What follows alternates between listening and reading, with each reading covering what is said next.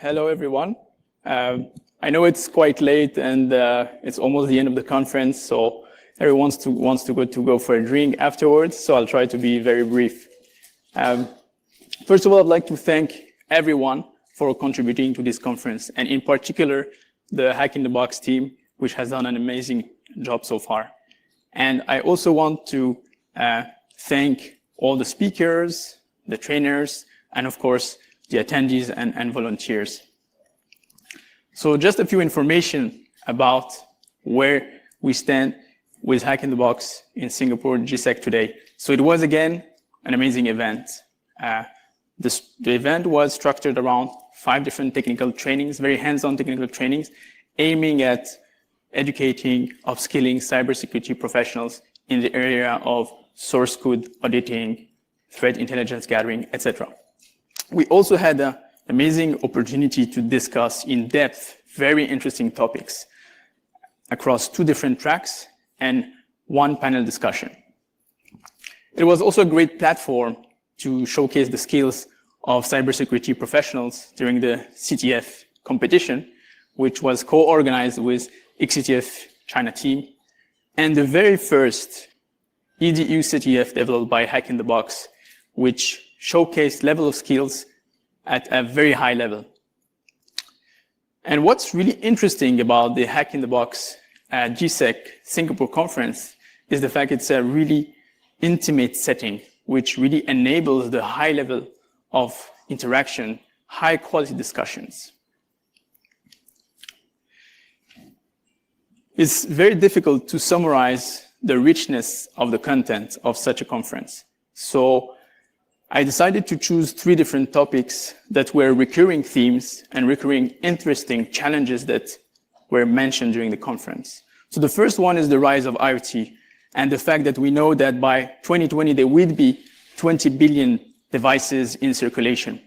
And this is very relevant given the fact that 70% of current devices have basic level of vulnerabilities.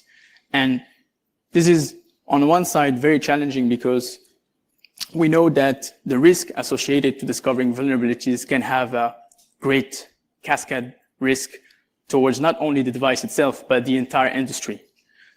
This is the consumer perspective side, but there's also, of course, the smart nation, smart country perspective, which also needs to basically improve the level of security to protect their critical infrastructures. The second area, which was discussed this afternoon by Salvador, was essentially the complexity, the increase of complexity in the digital payment attacks. So basically, we're seeing some kind of paradox in which basically the attacks in order to conduct digital payment are becoming more complex, but at the same time, the barriers or the way you can enable those attacks is becoming easier. So basically what he was discussing is that with even basic supporting technologies, such as NFC, involving NFC, SDR, you're able to conduct such attacks for a few dozen dollars. Finally, a very interesting topic that was mentioned yesterday during the panel discussion was the lack of regulation in regard to the zero-day market. And this poses very interesting challenges. The first one is that there's a mismatch between demand and supply of exploits. In fact, Andrea from CrowdFence was kind enough to share some stats and basically show that 5% only of the exploits are actually purchased by those third-party providers or third-party companies. And that is partially because some of the exploits discovered are either too dangerous to be shared, or simply they're not relevant for the market.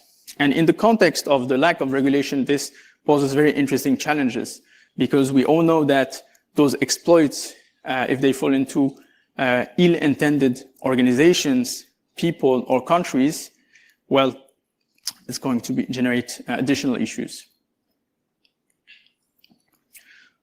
So if we try to put these 3 main challenges into perspective and we try to identify potential high-level initial solutions, we can say that first for IoT devices, well, the first thing to do is to try to challenge the current paradigm of having all the internet connected to all the devices connected to the internet.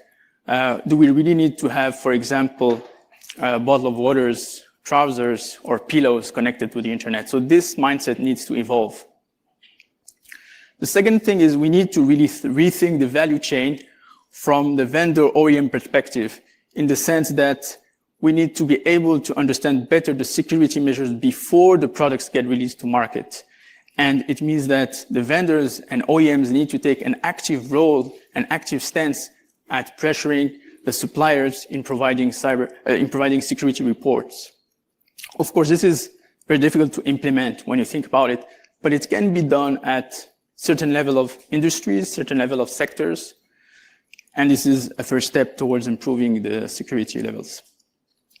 And one of the most important initiatives that can be developed is, of course, to raise the awareness of the end consumers. So if you are able to generate a demand-driven change in security levels, you're going to be able to have devices that are more secure by definition. So if you are able to explain to the consumers that they need to pay $80 their camera instead of $10, but it will be a secure camera, that would be a very good step. Of course, there's always the regulation aspect that needs to be taken into consideration, especially when it comes to software reinforcement. When it comes to the second area of challenge and the digital payment in the context of the NFC ecosystem, well, most of the financial institutions don't take this as a big risk because they think of it as an accepted risk. However, Salvador showed this afternoon that the amount that can be intercepted can be easily scaled up, which poses even more challenges. So essentially, they need to find alternative layers of protection against relay and replay attacks in their products. Finally, when we come about the third aspect, which is improving the zero-day market, well, in particular, there's an urgent need to reinforce and provide clearer regulations and guidelines. And this needs to be done at the trans-industry, transnational level in order to be really effective and to generate some kind of cooperation. This can be done by either having better classifications around the vulnerabilities, better pricing models, and also disclosures of dangerous vulnerabilities. So as you can see, most and some of the recommendations around regulations, but we need to be very careful with regulation. Alan Wilson, a famous American politician, said that the more regulation you put, the less personal freedom you have. So we need to find the exact balance between personal freedom and, of course, regulation without falling into the trap of compliance. Thank you.